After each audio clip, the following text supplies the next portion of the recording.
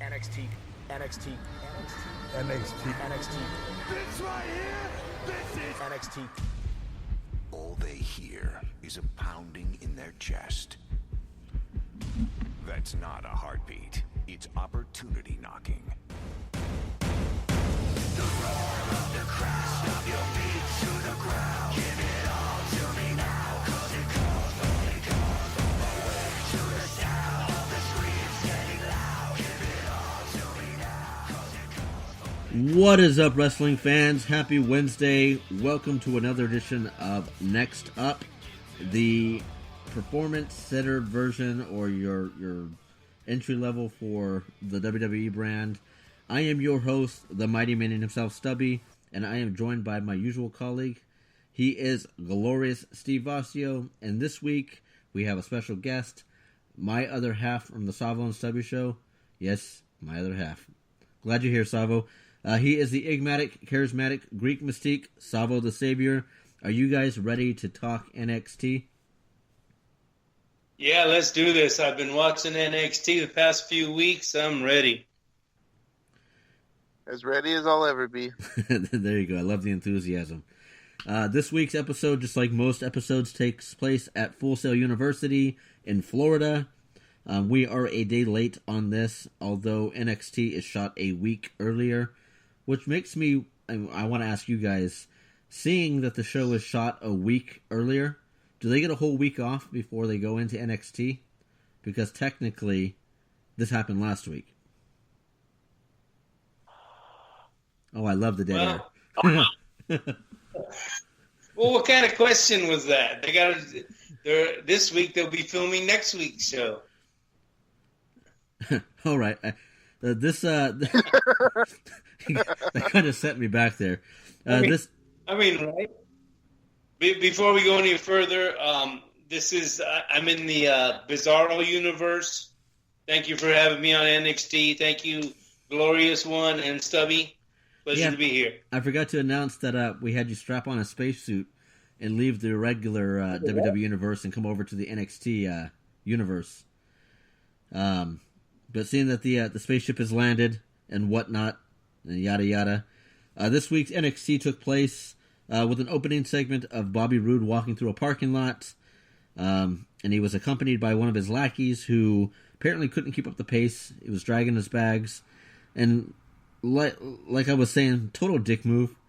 I mean, this guy is like 6'4".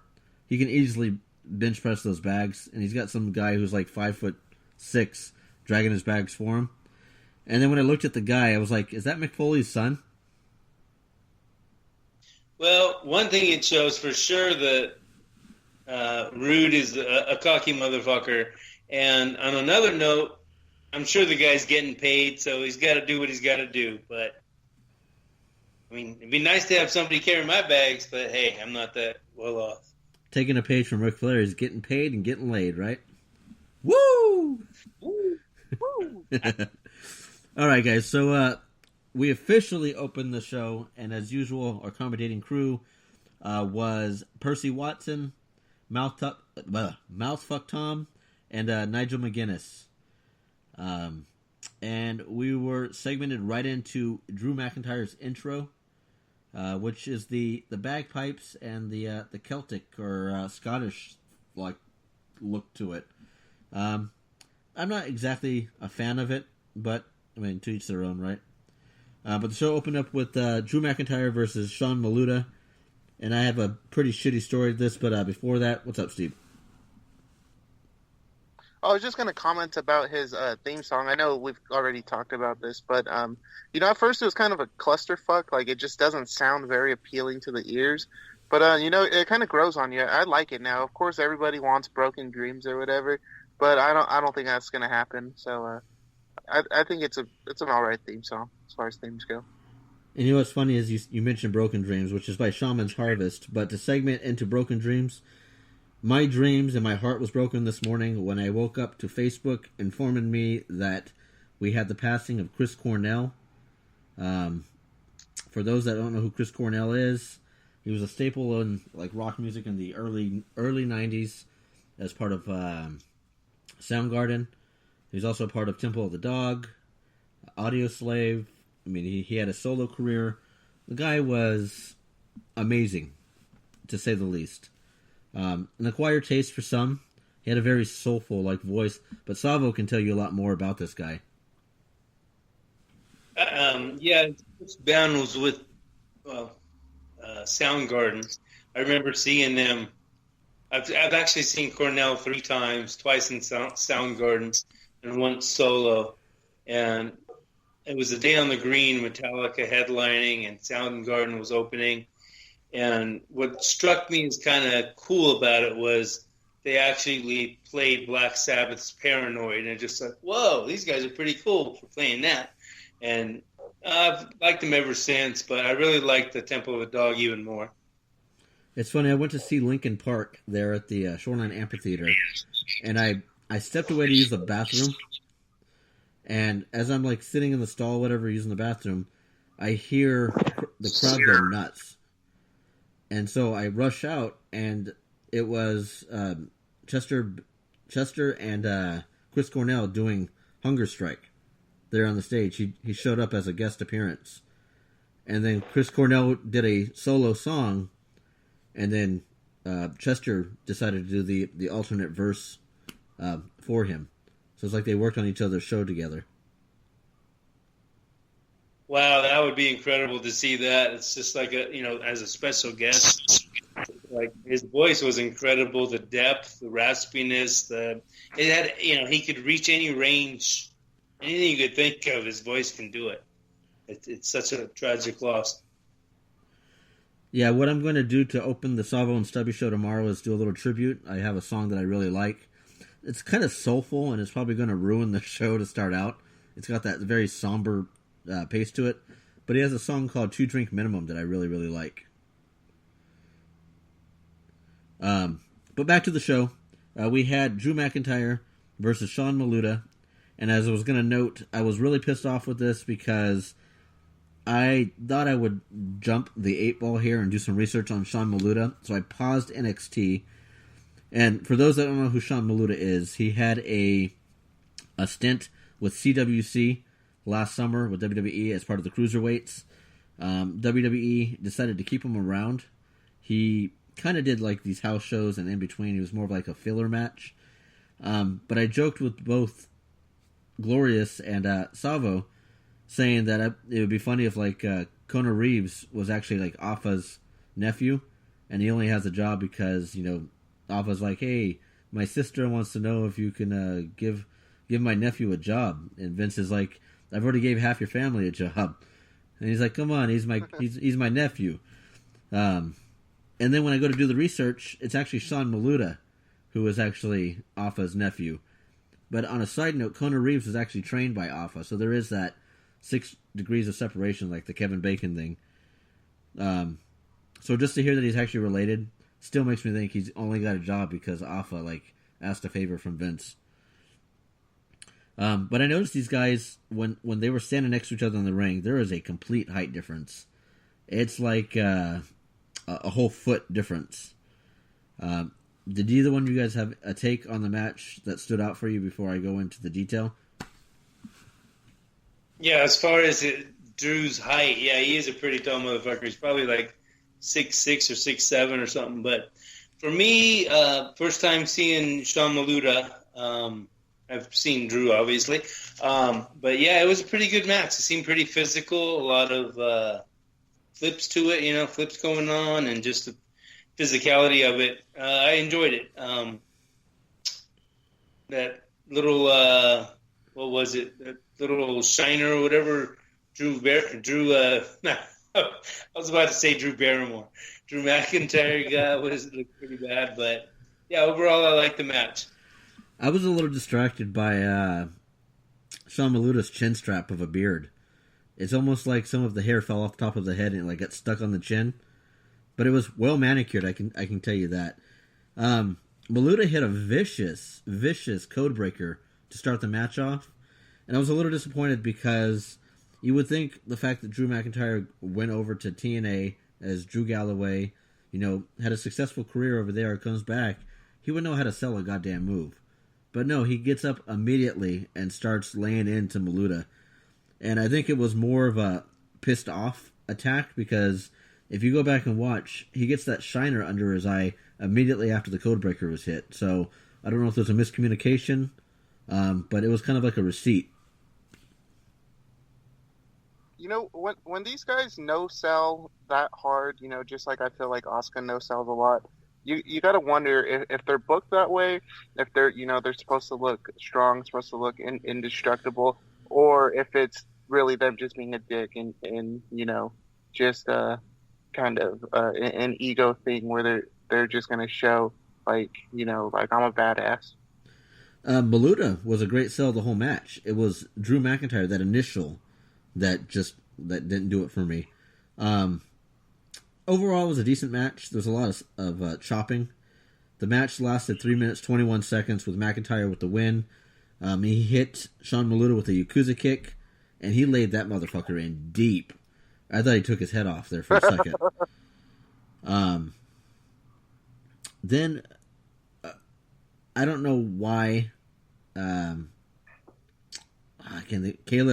decided to do this when a guy is out of breath, but she catches McIntyre on the ramp to do an interview real quick, and she asks him, "Are you nervous about facing Blake from Blake and Murphy?" And in the back of my head, I'm like, nobody's nervous about facing Blake. Blake is like the curtain puller of NXT. That says a lot. It's one thing to be a curtain yank, or what's it called, a curtain jerker, when you're on Raw or SmackDown, but to be a curtain jerker on a performance show, that's another thing. I'm not familiar with that Blake guy, but maybe he should have been pulling Rude's bags. You know, I talk shit about him, but I have WWE 2K17, and they're in the video game, so while I'm talking shit, he's cashing checks. So, I mean, what can you say? Yeah. But yeah, it looks like we get it's not announced till later in the show, but we got a match for next week after Takeover, which no one's going to care about because they're going to be kind of still stewing off the NXT Takeover there in Chicago. But it's going to be Blake versus Drew McIntyre. We then get a last week recap where it is Roderick Strong being attacked by Sanity. I don't know how I feel about Sanity. There's weeks when they're like really, really strong, and I'm like, this could be the team that takes on the Wyatts. But then again, who's really in the Wyatts? It's funny that you mentioned that because I wrote down in my notes Sanity with a little thumbs up picture. It's like, I don't know, but they got something going on there. I like it. Eric Young, he's a nut. The big dude, I don't know their names yet that well, but the big guy with the long hair, what's his name? Killian Dane. Yeah, he's pretty badass. I like him, and I really like Nikki Cross. There's another member in there, but I don't know. I'm not familiar with him. You know what's sad is no one does. I've watched this for the last couple weeks, and I still don't know his name. I think he's kind of coasted on the fame of Eric Young and Killian Dane and Nikki Cross. He's kind of creepy looking. He almost looks like Tweedledee and Tweedledum, or like I don't know how you explain it, like a skinnier version of Humpty Dumpty, but like in skin form. He kind of looks like a sideshow freak, like with his with his whole uniform and all that. I know who he looks like. He looks like One-Eyed Joe, whatever, from Goonies. Yeah, that's what he looks like. Hey, you guys! I was like, tell me you did not just say that. I'm trying to picture who he. Yeah. So, I really like this promo, and I think Sanity's been pretty hot lately, and this was a pretty good promo. I kind of liked. It looked like they were by a truck that they like graffitied on or something. I thought it was a cool. I don't know if this is the angle they're going for, but Nikki Cross kind of had her arms wrapped around the sideshow freak looking guy, kind of like they're a thing or something. I don't know what that was about. Kind of looked like they're a couple, but I really, I feel like it's good storytelling that without even, without them going out and saying it, we can tell what their gimmick is. We could tell that it's some sort of, like anarchists who are, out there doing crazy shit, and you can tell all that without them saying it. You know what they're going for. I think it's real good storytelling. It's cool too because obviously Eric Young is the mouthpiece of this group, but he calls out Roderick Strong at Takeover, and my hang-up with this is the fact that Roderick Strong has been getting a push these last couple weeks with these video packages and whatnot, and then he loses his match against Hideo Itami, so he kind of gets the squash there. And now you're going to put him up against Eric Young, which neither one of these guys at this point can afford a loss. Sanity has its angle, but I don't know how long that can go on with just being vignettes or video packages. Well, getting back to what you just said about loss to Hideo Itami. Itami is getting a title shot, so if he was to lose to him, it would make him look weak. So, I mean, it does make sense to some extent. But on another note, I mean, you can't win all of them. I mean, unless you go like on some undefeated Goldberg streak or Asuka streak or something. But, I mean, in a way, it does kind of make sense because Itami is getting a title shot and not Roderick Strong. But that's your trap booking like you had with... everyone was wondering if we were going to see Samoa Joe or Finn Balor at WrestleMania. And the argument was, if you put Finn Balor in a match against Samoa Joe, who's going to win, who's going to lose? And is there a point to have either one of them fight if there's not going to be a legitimate winner? So you have something like this where you have Hideo versus Roderick, where you're trying to push both guys. You trap yourself in the booking because whoever you make lose is going to hurt. And like you said, if they go to the main event against Rude and they lose, they hurt even more. So it's almost like it was backwards. It's kind of a lose-lose situation. Like, or rather, like you said, neither of them can really afford a loss, without feeling like whoever loses is kind of getting a real push down. Eric Young, he had a loss recently to Ty Dillinger. But that loss, in my opinion, made sense. One, because it was a hell of a match, the cage match that went on. And two, that was kind of the finale to their feud going on. And Roderick Strong was involved in that feud slightly as well. So, this kind of does, I think they're kind of playing that angle too, that it's kind of a finale to their little feud. But, it doesn't make sense that the feud's kind of over with. They didn't need to pair them up together. And it's funny because you mentioned that match, and as long as I can remember, anyone that's leaving an organization or leaving a show, for example, Kevin Owens going to Raw or to SmackDown, Charlotte going to SmackDown, typically you don't win your match before you exit. You're usually doing the favor. So it was kind of cool to see Ty Dillinger win that. But like you said, Eric Young, his gimmick right now is carrying him, so he kind of can afford it, and it made sense to do it.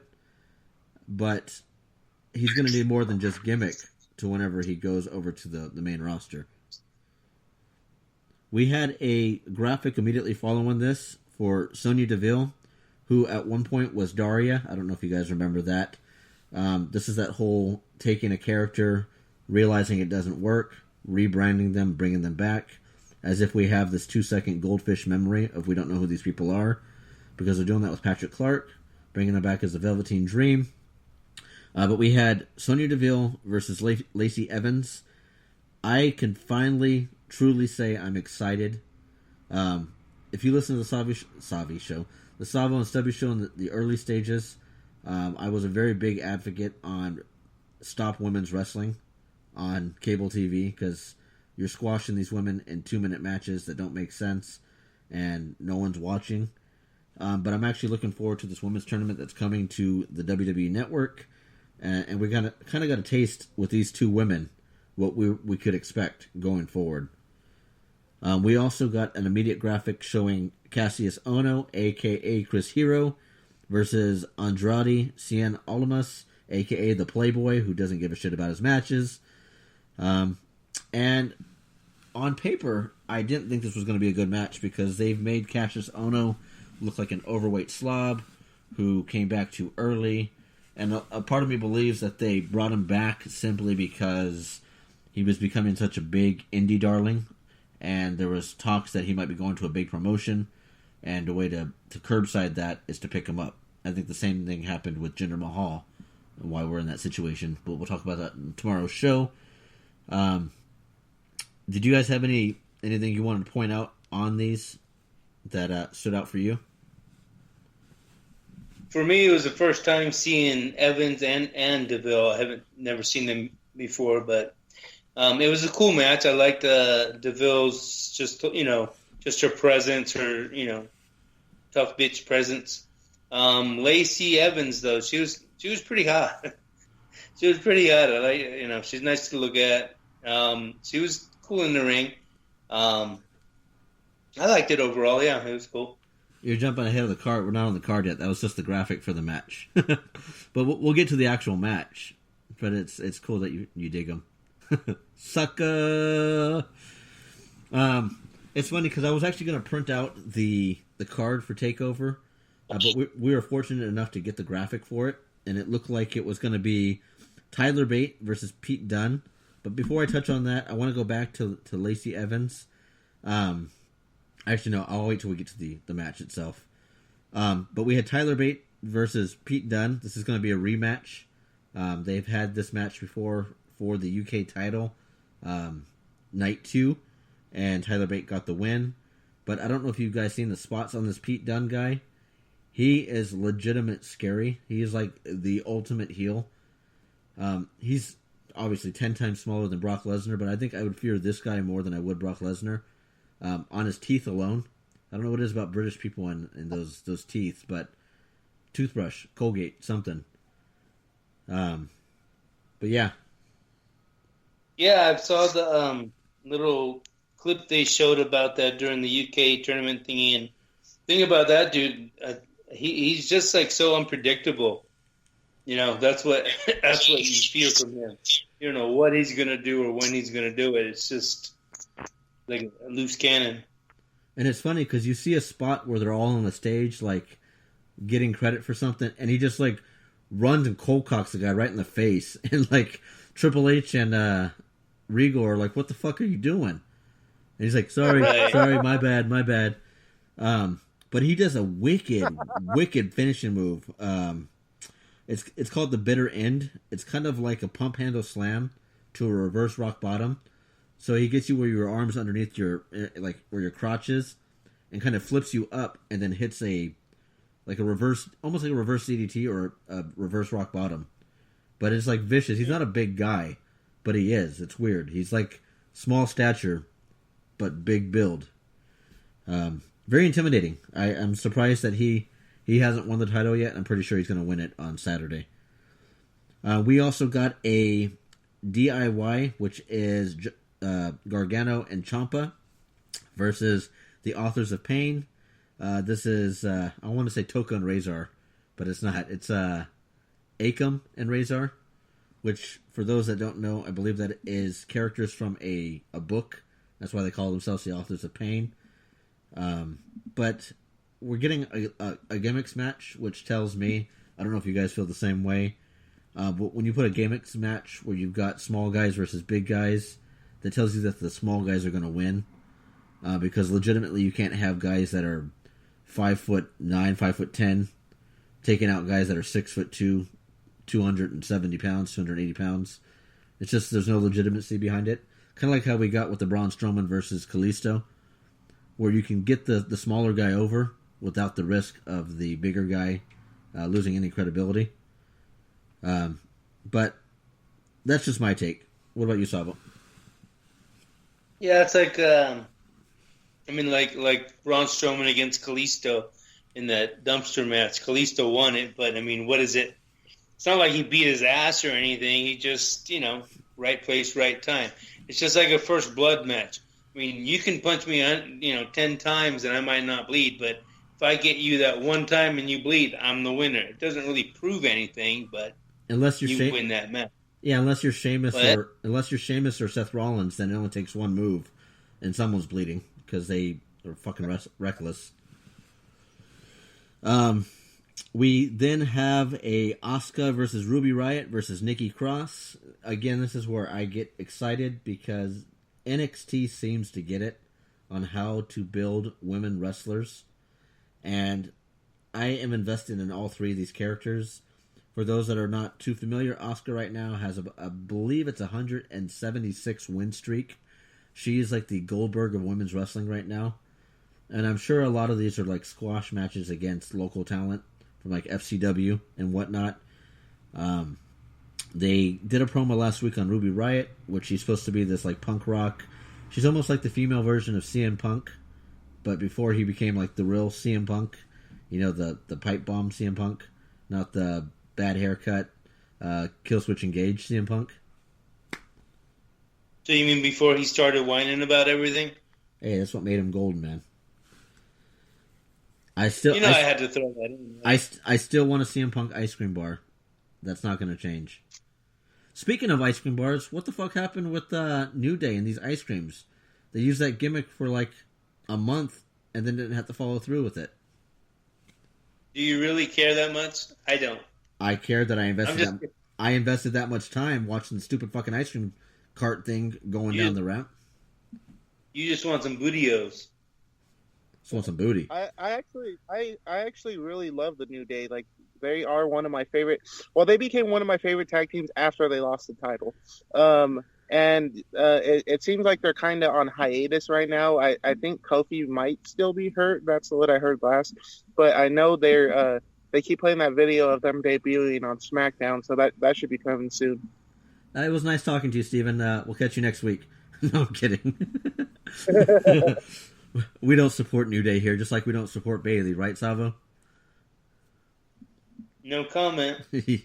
No comment's a comment. No, they have their moments. They have their moments. It's just I don't like the whole 5-minute intro for New Day and all that.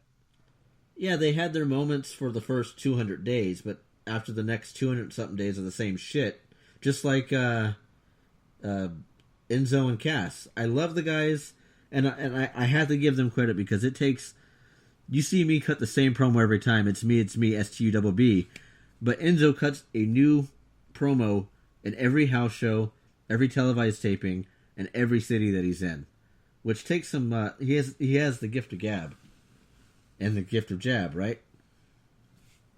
I mean, that is true to an extent. It's just like back in the old days when you'd have people calling each other out and, you know, like rapping against each other. It's the same thing. You know, you got to have that creativity. So, yeah, not everybody can do it, but those who can do it just like that. You know what I mean? Yeah.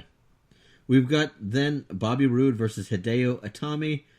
I have to say, personally, I'm not stoked for this match. And it's nothing to do about the guys themselves.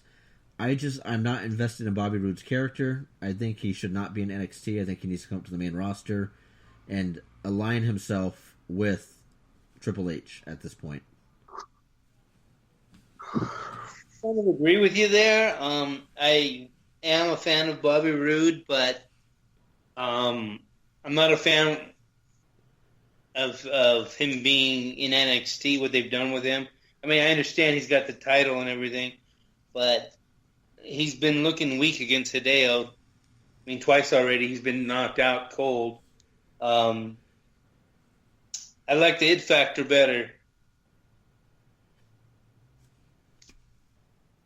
You know, I'm such a big fan of NXT. I was really excited about all these call-ups, and, you know, there's a lot of good people on NXT that I feel like would be really good on the main roster. So for a long time, I was like, you know, call them up, all the good ones. Send Asuka to the main roster. Send Nakamura, Joe, Bobby Roode. Send them all. But, you know, with them moving up a couple people to the main roster recently, I feel like they're going to kind of put a hold on it for a while, sending anyone else up. The Joe debut was nice. The Nakamura one, it hasn't quite, you know, we'll see the results of that after this Sunday, if he's going to be over or not. And I think as much as I want Bobby Roode on the main roster, I think they might hold off as not to poach all the talent from NXT to where they're leaving it feeling like, you know, they're kind of have to reset themselves as far as talent goes. You know what's funny is when initially they started pulling all this talent up, I was thinking, man, NXT is really hurting for talent, and there doesn't seem like there was a character build, but I'm actually starting to really invest in these current characters that I'm already past the fact that they pulled some of the talent up. Although some of that talent needs to come back because they're doing absolutely nothing with Apollo Crews. Nia Jax is kind of getting lost in the shuffle, and I don't know if it's just the fact that that Apollo Crews is a black guy, but it doesn't seem like WWE knows what to do with black talents. Darren Young fell under the radar. Mark Henry only shows up at Royal Rumbles or Battle Royals at WrestleMania. Titus O'Neil's really trying to get a push for himself, but still can't get over the crowd. I'm happy where the talent is right now. Like you said, I kind of hope that they stay on this roster for a little bit. As far as Apollo Crews goes, you know, everyone felt the same way about him for a while now. That he's amazing in ring, he's very athletic, but he has no character. And so what they're trying to do is, you know, pair him up with Titus, and it's somewhat working for me because they got this like dynamic going, almost like a one heel, one face type, you know, partnership going on where Titus is, you know, he's just kind of a dumbass that no one likes, and Apollo Crews is there to, you know, smile and make jokes and stuff. I think it's kind of a weird dynamic, but it kind of works for me. It's better than just Apollo Crews never talking than just, you know, looking good in the ring.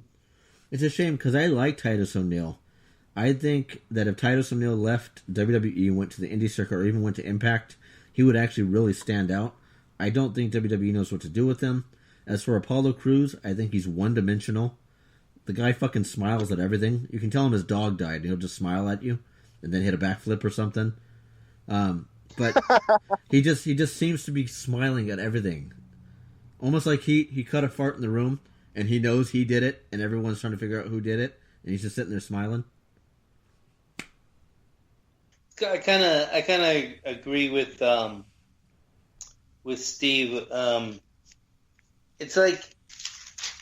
It's almost like, you know, okay, they're kind of opposite, Titus and Crews, but it's almost also, you know, like peer pressure. You know, is he gonna do what Titus tells him to do, or you know, is he gonna turn into a bad guy? And you know, it's kind of like a little struggle if, you know, being on that side, the good side, whatever you're going to call it. But I'm okay with it. It's I think Titus does deserve more than what he's getting at this moment, but you know, they're doing something with him at least, so I'm for it.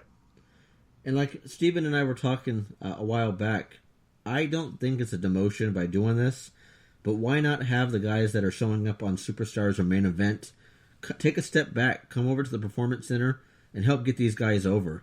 I mean, even if they get themselves over a little bit more, bring Apollo Crews back, bring Titus Young back, have them as a tag team to build a faction against this current tag team division. It just strengthens the character, in my opinion. Maybe it'll turn into like another Sheamus and Cesaro. I mean, Sheamus was always the bad guy when Cesaro was like the good guy. Now look at them; they're pretty much on top. All right, so now that the takeover card's out of the way, we go back to the show with a video package from September 11th, 2014. This would be the marking of the debut of one Kenta, who decided to come in front of the NXT crowd and announce that he will be changing his name based on I don't want to say a legend, someone that he admires the most, and changed his name to Hideo Itami.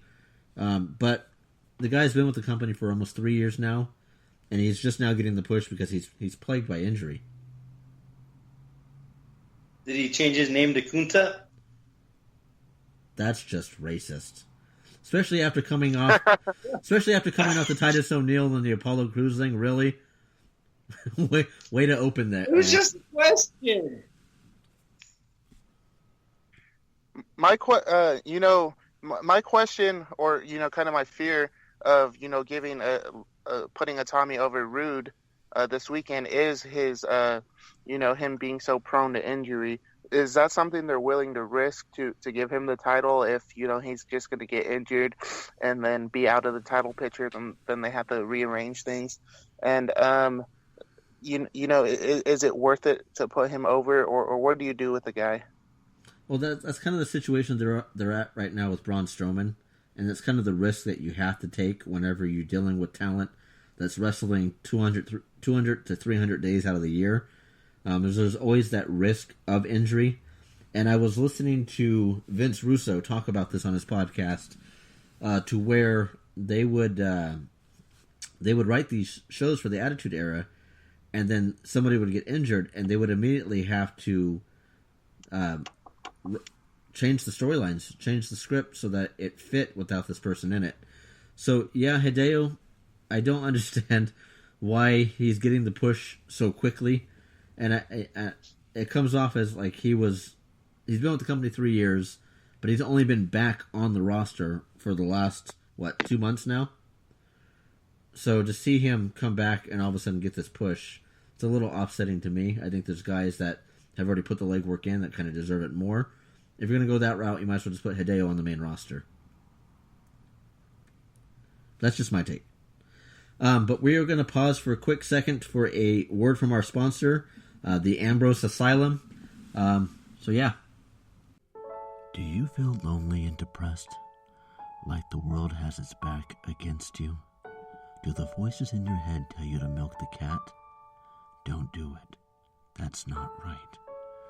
Here at the Ambrose Asylum, we can make sure you get the help that you need. We have a full-service staff available 24 hours a day.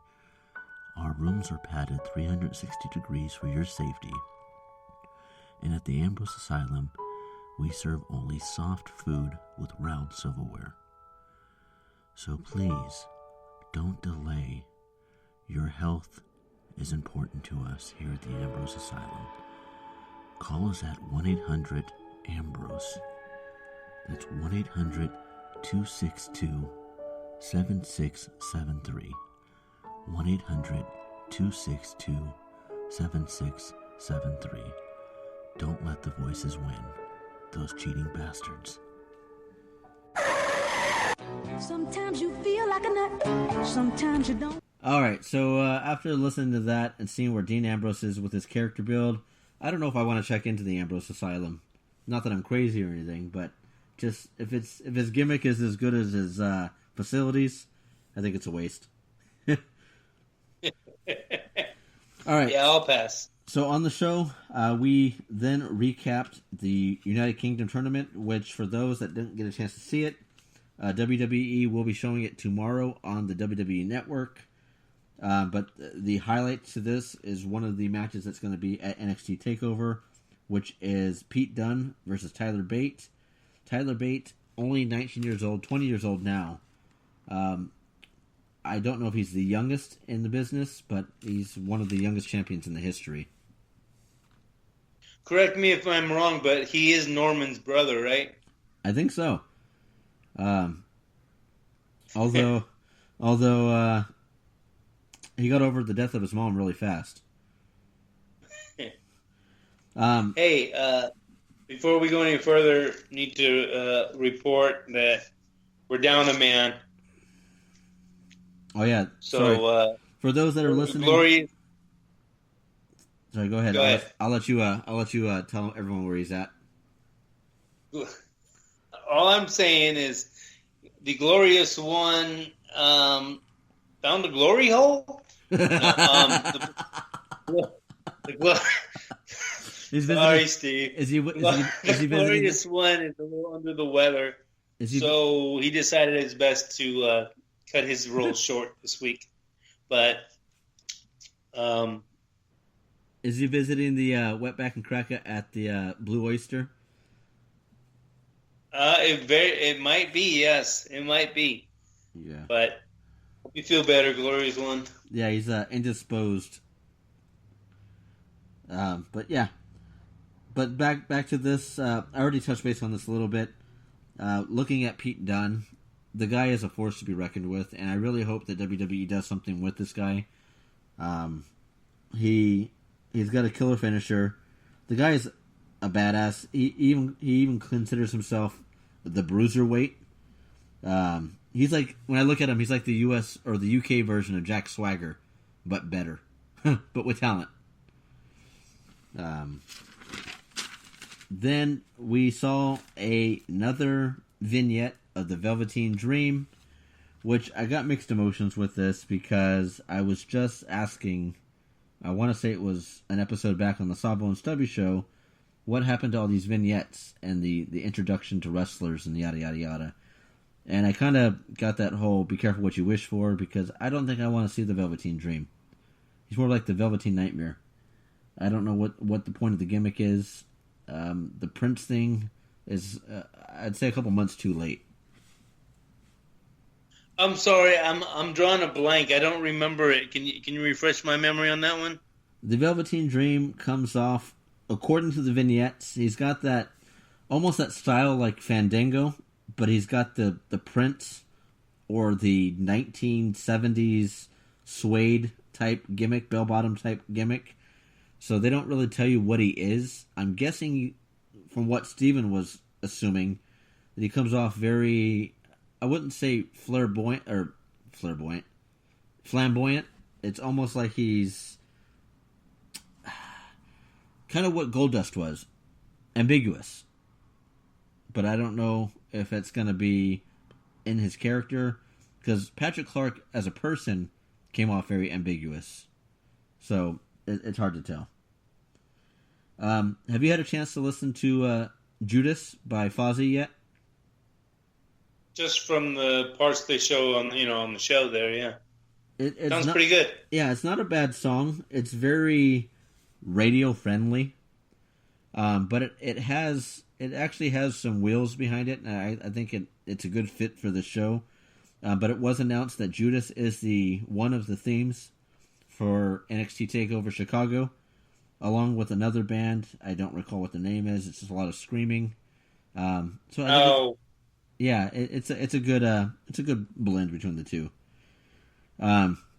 This went into a Asuka promo, which I found this to be absolute gold. This was Asuka being interviewed in a limousine on the way to Full Sail University, where the interviewer would ask her a question like, how do you feel about Ember Moon and her injury? Do you feel like she's a big threat to you for the women's title? And Asuka's response was, next question. And then the interview would say, what do you feel like your chances are against, Ruby Riott and Nikki Cross in a triple threat match? Do you feel like you had a better chance when it was a fatal four? And Asuka's response was, next question. And then, yeah, that was pretty good. Yeah. And then he asked one more question, and her response was, is this interview over? Yeah. Like she wanted nothing to do with it. And when she gets out of the limo, she grabs a cell phone and starts snapping selfies and, high-fiving people. And as she's walking away, she goes, ugh. Yeah. For someone that... She, turned from heel to face to heel in, a minute. Right. For someone that has English as her second language, she understood the concept of her role in this skit, or this promo. It was spot on, and I absolutely love it. But here's the one you were talking about. We have Lacey Evans versus Sonya Deville, a.k.a. Daria. Which, after we give our take on this match, I want to talk about the women's tournament that's coming to the network. What was your take on this match? Because I know you had some things you wanted to say earlier. I liked it. It was, again, I've never seen either one of them before. At first, when Lacey came out, I was like, damn, she's kind of hot. Let's see what she can do in the ring. She was okay. She was good in the ring. And then that Sonya Deville comes out, and you tell right away she's got that attitude, that MMA attitude and look, and it's like, ooh, she's going to kick some ass. So if we're only seeing 3 minutes of a match, and and seeing what product that WWE has put out on Monday Night Raw and on SmackDown, and I know they're not on the same platform simply because the women on the main roster have been in the business or with the company for a longer time span. Would you say you're more invested in the characters on NXT, or would you rather see what's going on Raw and SmackDown in the women's division? Well, I'm more interested to see what they have to offer on NXT. There's certain, talent that I do like, and even if I don't like them, they're still good at what they do. But NXT, for me, it's like I don't really know any of them, so it's always good to see, up and coming, stars, and just see what they have to offer and what they're doing with them. What makes it even better is the fact that NXT currently has about 16 or 17 women on their roster, and because they're only an hour programming and they're pushing more of the major storylines, we are kind of getting glimpses of what these women are capable of doing and what WWE has to offer leading into this women's tournament that's going to be happening this summer. Right off the bat, seeing Sonya Deville, I like her gimmick, although I would have rather seen it on a character like Emma, and you can rebrand Emma as EMMA, and she's like a mixed martial arts character, instead of like this kick-ass Aussie, whoever she's supposed to be. Yeah, that EMMA that's golden right there. That's a win-win right there. Shit, now she's hurt, but I think that would be a great idea. Oh, if they were to do it, hopefully she could, do it, correctly. Just because we're talking about the women's division right now or tournament and stuff, I read that ODB should be coming to WWE soon. That'd be awesome. She's good, man. She's entertaining. She's funny. Anyway. For this match, Sonya Deville, when she came out, her logo, and I don't know why it caught me so off guard, but her logo for her name actually looks like the Sony logo, and all I did was add a letter A at the end. So the whole thing I'm thinking is that maybe they're pushing a sponsor for Sony, and that's what's helping fund the WWE Network. But for those that don't know, Lacey Evans is supposed to be kind of a callback to like the 40s or 50s kind of pinup girl style thing. In real life, she used to be a military police.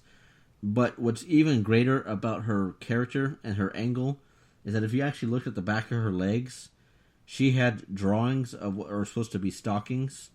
Because back in that time period, because of the war, having a shortage on silk and whatnot, women would actually have to draw fake stockings on because the silk was being used for parachutes to fund the military. So it's neat that they went as far as to even to really get into the character to where they even took a part of that history as part of her character. And I thought it was pretty kick-ass, the fact that they're putting that much development into these people. The thing that still... You heard it here. Yeah. You heard it here first, folks. Where do you come up with this stuff, man? It's just the little things. It's if anyone that is a history buff or knows like what the struggles were during the war, of how they were cutting back rations and stuff to help our armed forces overseas, it was the little things like that. What still gets me on this is the fact that the fans are still chanting "too sweet" every time the ref gets a 2 count. And so far, I've only really heard it on NXT. You hear brief stints of it over on the big shows like Raw and SmackDown, but it really stands out on NXT. So for those that didn't hear it, go back and watch this match. Every time we got a near fall to a 2 count, the ref would go 1, 2, and then everyone would go 2 sweet. And it's because when the ref does the count for 2, he actually shows he throws up the 2 sweet finger signal thing. The match lasted 3 minutes with Sonya Deville getting the win. She did a step-up kick, which is also known as the Shining Wizard. Why we haven't got a new name for this yet, I don't know, but this version of it was Lacey Evans was actually standing up, And what's really cool about the Sonya Deville character is I think part of her signature move is that midway through the match she actually takes her gloves off, almost like the whole saying the gloves are off now, and she just starts wailing on her opponent, which is kind of a cool angle if you think about it. Yeah. Look forward to seeing more from them, yeah. They're pretty good.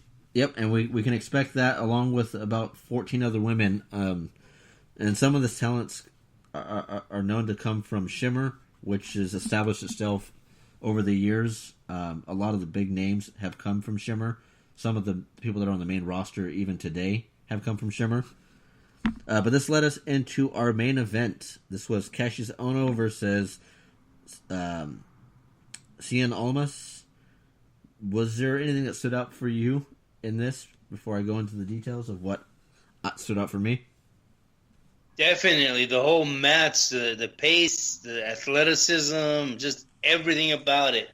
On my notes, I actually put stole the show, impressed with both guys.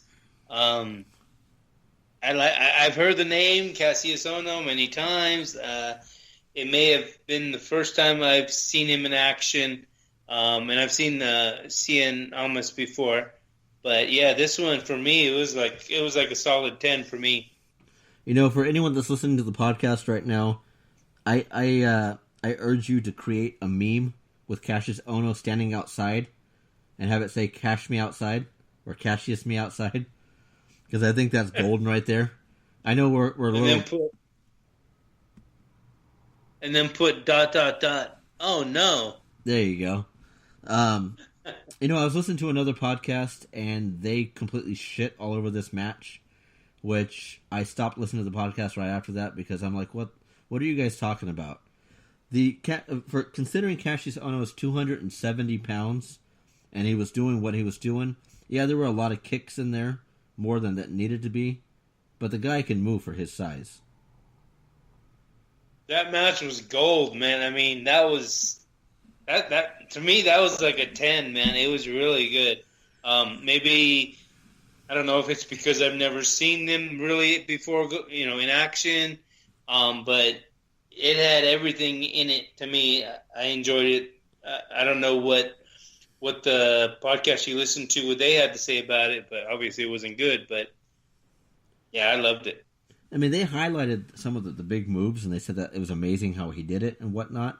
But they didn't understand the point of Cassius getting a win.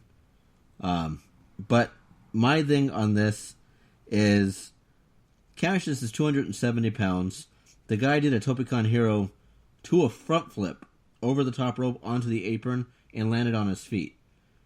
I mean, it's hard enough to see someone like Rey Mysterio or even Kalisto hit a move like that, let alone someone that's bigger than half that roster. For a big boy, he's very, very acrobatic. But the thing that stood out the most for me, and it's the little things. When he comes out, his entrance music and his entrance, everything about him is very indie, very independent wrestler-like. And I like that it's not your common cookie-cutter entrance like you get these days. So he's bringing an element that you don't see in WWE. So you mean it's not your 4-minute entrance of just showboating? Right. I guess you had to get that in there. Which is one of my pet peeves. What I dislike about all this new talent coming from NXT to the main roster. You want a pet peeve? How about doing a commercial break in the middle of this match on your own network with your own product? Why would you do that? Why would you stop the main event show to do a commercial for your own product when you didn't have to do that? There was still time to kill at the end of the program. You could have did it then. Or wait till the program's over and do a commercial for those that are waiting for the next show to load. I think it's bad timing, and it kind of took away from the match because you had all this action in the ring, and then you cool it off by taking a commercial break. Was it for a Takeover? Actually, I don't think it was. I think it was that whole not be a star, but you know, the whole Nikki Bella, follow your dreams, yada yada. Right. Yeah, and it's like you know that song that goes, "All of these things make me who I am now." I'm like, seriously? The song is catchy. You notice? you notice they show Nikki, and then right after they show Cena. Yeah, The very first two people. Yeah, that's not convenient or coincidence, right? Yeah, but then they show her butt.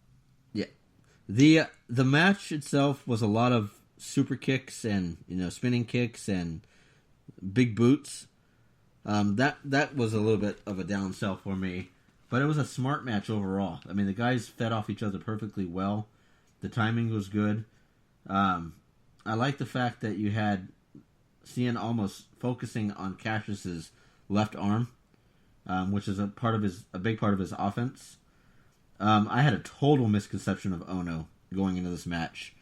I thought he was overweight. I thought he was out of place, and I thought the WWE shouldn't have signed him. Then I saw this, and I can see why. Yeah, because I was thinking as I was watching this is the guy Stubby was saying isn't all that and this and that. And I was just like, damn, this is a great match. I don't know. Maybe, it's just like me and the whole Bailey thing, I guess. But it's fun. If you go back and watch his last two matches, they were nowhere on this level. And I don't know if it was because he was trying to get his feet underneath him or if there was just something that finally clicked. Guy's 270 pounds and hits a moonsault. And then the words of Mauro Ranallo, he jumped into a pool without water. I mean, he laid flat. He was pretty intense. I thought you were going to say Mamma Mia. Yeah. I have to say, it's been a while since I've really, truly been emotionally invested in a match. But I was hanging on every minute of this match. And a lot of these impact elbows and knees, they sounded vicious. And I know a lot of them were sell. And both guys sold the shit out of this match because I was thinking, God damn, that had to hurt. And you got to know it's a work because no one's got a bloody nose, no one's got any marks on their face, but it all synced perfectly. I liked it. Yeah, like I said, I gave it a 10. That was a great match. And I think it was a perfect go home show. I mean, I would definitely watch it again. I would definitely watch Cassius versus Cien Almos again. That's a card you can put on for a while. Yeah. Cassius hits a rolling elbow, which is his finisher. Then I believe he hit a pump kick after that, and then hit one of the most vicious rolling elbows I have ever seen. It was almost like the clothesline from hell, but with your elbow. And I know it was a slap spot, but the way he landed it, I would think that Cien Almos would have been knocked out like Bobby Roode was with the TK or the GTS. GTS. Yeah. Any other notes you want to talk about on this match before we wrap up the show? When I was taking notes, I was trying to list like the ending moves that gave him the win, and it was just like you just said, there was like 3 of them. It was just like, damn, that's a lot of moves. But once again, all I can do is praise this match. It was a great match. Yeah, I mean, it's one thing to hit somebody with one move, but he hit 2 signatures and a finisher. I mean, it's like right. It's not like a stay down or down you go. It's over. It's stay the fuck down. It's over. We got another promo, and this has been my biggest gripe with this product for NXT. You've got Aleister Black facing a mystery opponent next week. They don't even bother to tell you who it is, which means it's going to be a squash match, and there was no point for that. It's not making the character look strong at all. And to wrap up the show, we had Bobby Roode come out and cut a heel promo, only like a heel can cut, referencing his $5,000 suit a couple times, referencing how he's not going to be caught off guard by Hideo Itami at TakeOver. He'll be ready to fight. And then we get the same exact promo we got last time. I loved it when Rude was like, Itami's going to have to go home and tell his family that he failed again because Bobby Roode beat him. That was just so cocky, you know. It's just like, oh fuck, he went there, you know, and it was like, oh man, it's getting, you know, the words are building, you know. It's like just the cockiness, you know. Those are fighting words, but yeah, it ended up Hideo came out and security came out and Regal, and they like, you know, were like trying to hold him off, and he got through them. And he got to Rude, and he started kicking his ass a little bit. And then security came in the ring, and shit, he took out all the security guys. And then while he was taking out the last guy, Rude attacked him from behind, and then security came in and broke it up. But it was pretty cool. I enjoyed it. Is a GTS just like a golf swing? Can you like tune that in? Because he hit the GTS on all three security guards. The guys rolled out of the ring and left. He hits Rude with it, and he's out cold. So is there like a volume control where he can like, I'm going to hit you only this hard. It's only going to stun you. You're going to be fine. Walk it off. And then there's you're going to wake up next week level. It must be like a Spinal Tap thing, because he must have hit the security guards with a 10 GTS, but when he gave it to Rude, it was actually an 11. Oh, there you go. Because they can go up to 11, you know? Yeah. That's the only part that took away from me.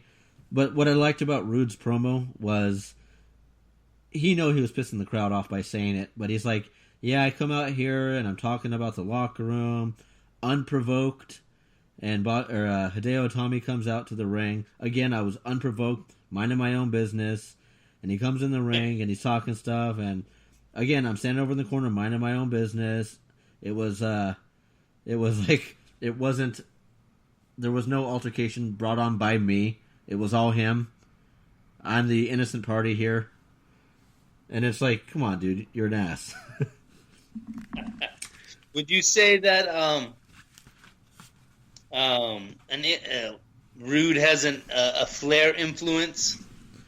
I think very much so. I think you look at Bobby Roode, and if you were to take him when WWE should have took him in the first place, when Evolution was a big thing, you can take out Batista and input Bobby Roode, and Evolution would have been an amazing faction. It would be like a rebirth of almost like the Four Horsemen, but a modern day version. Batista was kind of like the standout that really didn't fit that formula. But Bobby Roode definitely has a Ric Flair-esque to him. Not only that, but when Flair was in TNA, they had a group there too, where it was Flair, Roode, AJ, somebody else, maybe. I can't remember the last one. It's been a while. But yeah, so I think there's definitely a Flair influence there, definitely.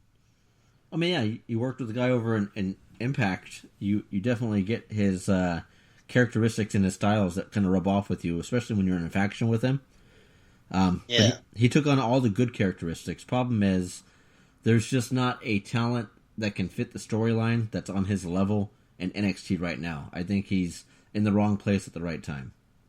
I think it's time to move him up. I don't know. I don't think they will do it like right now because of the shake-up and all that, whatever, stir up, whatever they called it.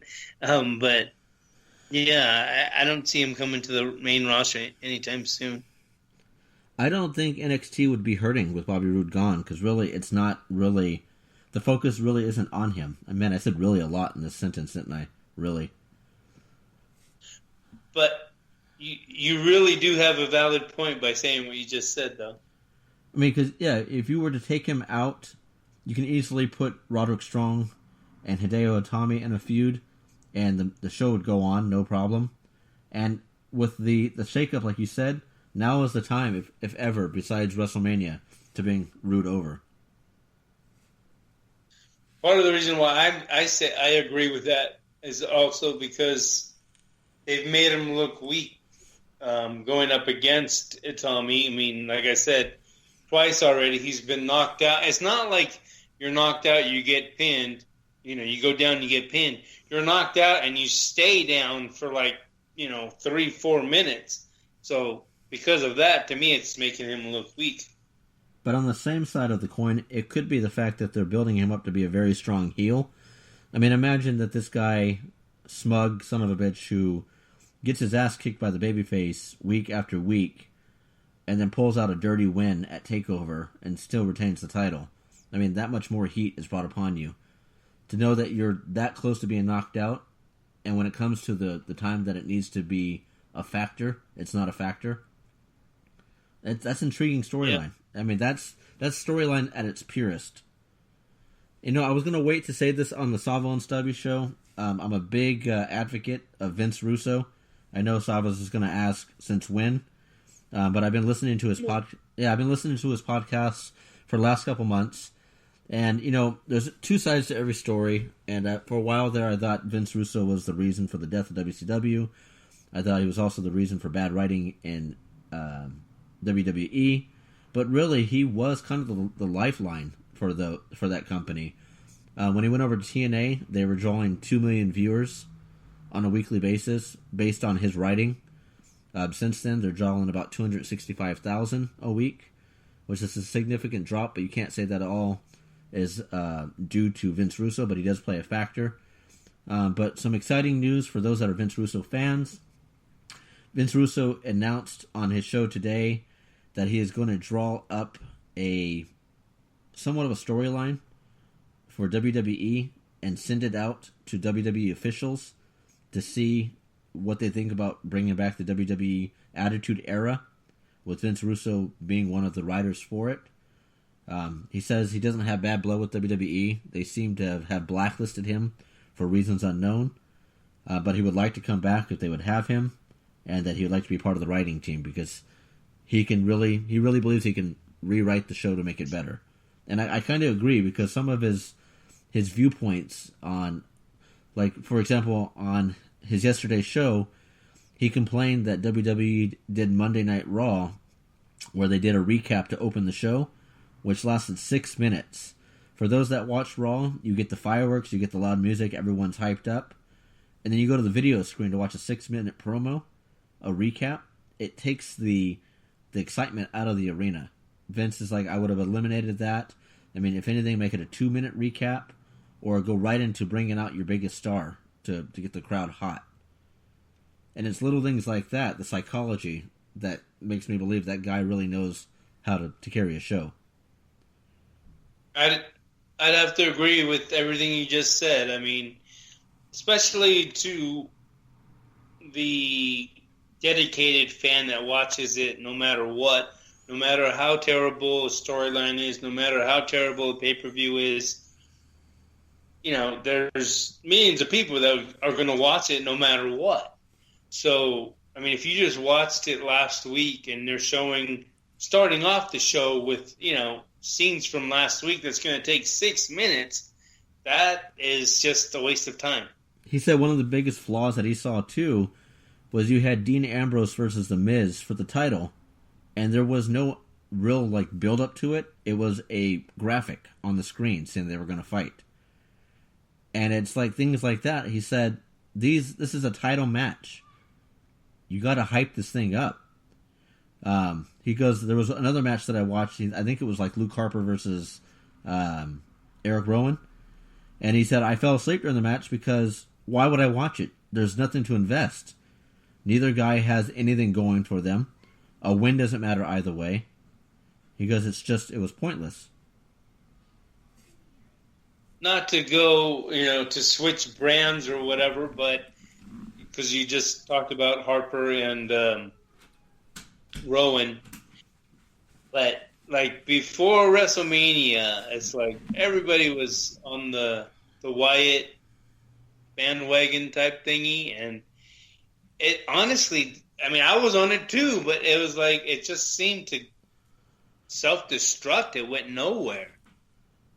Yeah. Now they destroyed the Wyatt family. They got rid of the Wyatt family, whatever. It's they were riding so high, and it just went to shit.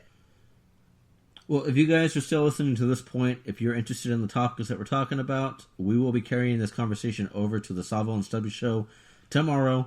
I will be at SNS Studios there in Livermore, California. We are going to be live. We got a lot to talk about, so look forward to that. And as always, wrestling is real. People are fake.